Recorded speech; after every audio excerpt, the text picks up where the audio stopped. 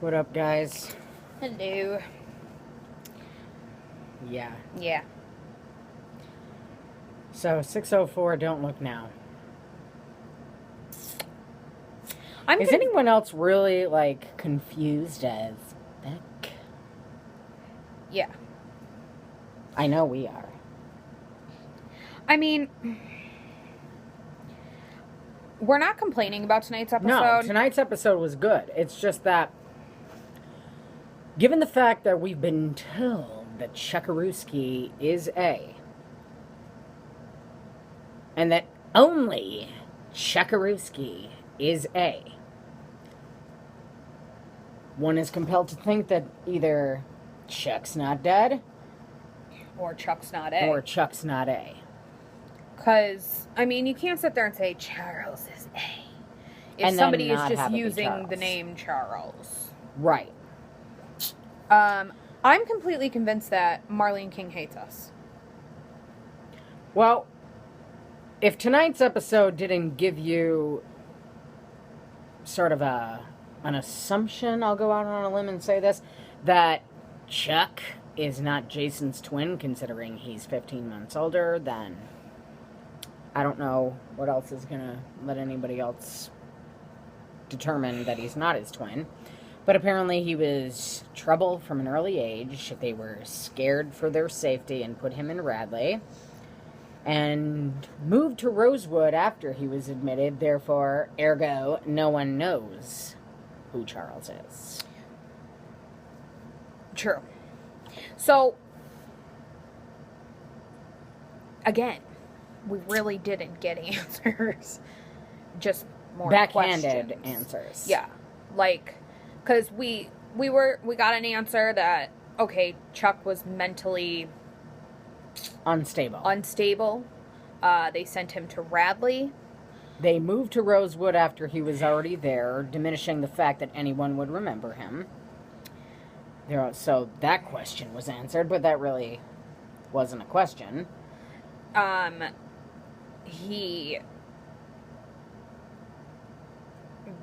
saying that he died at 16.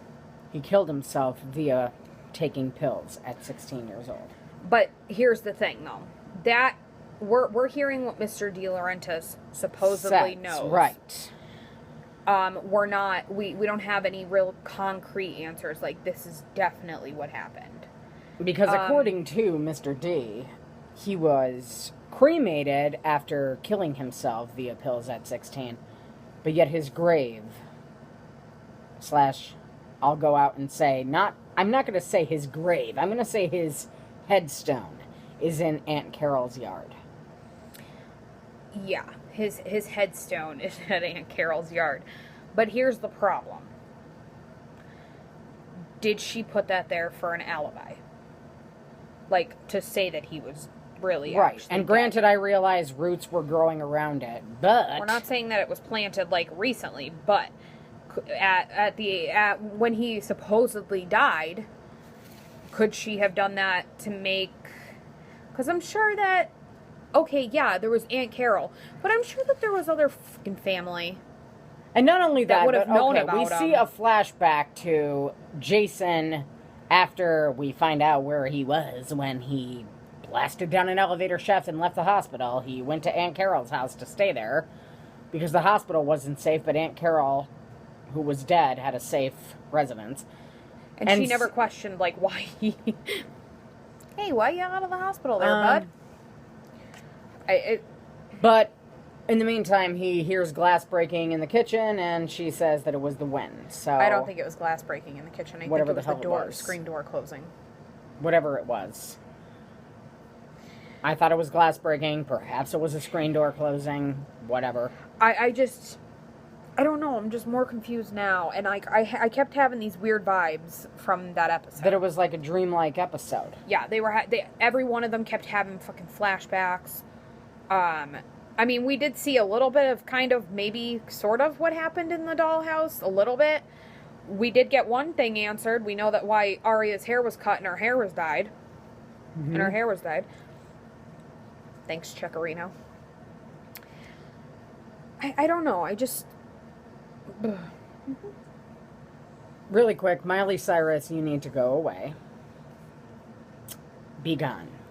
Either delve into her story and get her off the friggin' show, or just get her off the show. I just think it was weird. Like, I understand, and Brian Holdman, responded to us on Twitter, but I really think it was weird that, like, last week we see Checarino holding a knife to Sarah as she's sleeping and she has long hair, and then all of a sudden, poof, she comes out of the shower and has short hair. Okay, yes, maybe Pam fixed her hair Did after... Pam also stuff the blankets to make it look like somebody was still sleeping in bed? Up. We saw that Checarino cut Aria's hair, and it was almost similar to, like, the situation, like, he did it while she was sleeping. And then we see the same thing happening to Sarah, and all of a sudden her hair's cut. Like, just, it was weird. Like, I don't know. This episode was just weird. It was like an episode of The Twilight Zone. Like, I just didn't know what was going on. I know.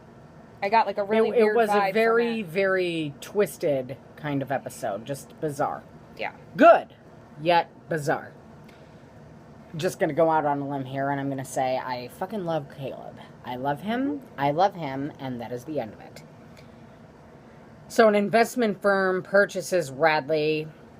Spencer makes phone calls and finds out that files for Charles De Laurentiis supposedly are going to be at River Hill Data Collection Center. I mean, can we just be, like, safe in assuming that either A, Mrs. D was on the board of trustees at Radley, so chances are she wasn't just going to leave that information laying around. Chances are those files were fudged anyway, considering that they stopped at age 16. So a long time ago. And not only that, but if not Mrs. De Laurentiis, I'm sure Charles or A, whoever the hell you are, would have covered his own tracks. And, like, do you really think that he's going to steal... He's going to steal files of other people's, right, but not his tamper own. with his own files. Come on. So now we're introduced to Sabrina, who reeks of weed but makes great pastries. Good to know, Ezra. Good to know. Good to know. Spencer has a flashback to her being covered in blood. Her hands are covered in blood. The floor is covered in blood. There's no body. There's blood. And she's wondering what the hell happened. That's the first flashback we see. Then it cuts to them having a conversation about the pills, and Aria saying that they gave her headaches and she threw them away, and the next thing you know, we see Spencer going through Aria's garbage, and pretty much almost like she has another kind of flashback while rooting through the trash because she gagged the same way that she did with the smell of the blood. Like, it was similar to what was going on in that room with the flashback. All of it was similar. Like, Aria finds the paint in the room and she gets locked in, and all of a sudden she's having flashbacks of that. And granted, they might have been triggering the flashbacks, but it was almost like it was what was happening at real time. They were just imagining other things. Like, it was just a really weird fucking episode. I really thought at the end of the episode we were going to find out that it was all a dream. I really thought that was going to happen. It was bizarre. That's what we kept saying the entire episode. So, they decided not to have a funeral for Chuckarooski. Instead, Mr. D considered his death to be a relief. That's nice. Yeah. You know. And just to let you guys out there know, if you guys are frustrated, somebody tweeted Marlene tonight and said, will we find out all of the A-Team by the end of 6A? And she said, yes, you will find out all of the A-Team by the end of 6A. So A works alone. Big A, let me rephrase. Chuck works alone to the A-Team now. So just let that one sink in. Caleb was on his game in tonight's episode, trying to protect Hanna. Granted, she did get a little smothered by it. Regardless, he's trying to be a good boyfriend. Like, don't you think trying he to take knows care of you? enough that you could just let him in on it. Just tell him what's going on. Well, you know what? We found out that the guy that had us downstairs in this dollhouse was Charles De Laurentiis. Or going by the name of Charles. Yes. Therefore, we're trying to figure it all out. Because you don't know anything else about what's been going on, Caleb. So let me just keep this from you. You couldn't be of any possible assistance. And before you start, any of you out there, Caleb is our favorite couple, so step. We are allowed. Let me stop you in your tracks right there. Let me just stop you right the fuck there, because they're our favorite couple, and we are allowed to express dissatisfaction with Hanna in tonight's episode. I said unacceptable. In regard to Caleb. Thank you. Need space? No. More like you need him attached to your asshole. Maybe shit won't happen as much if he was.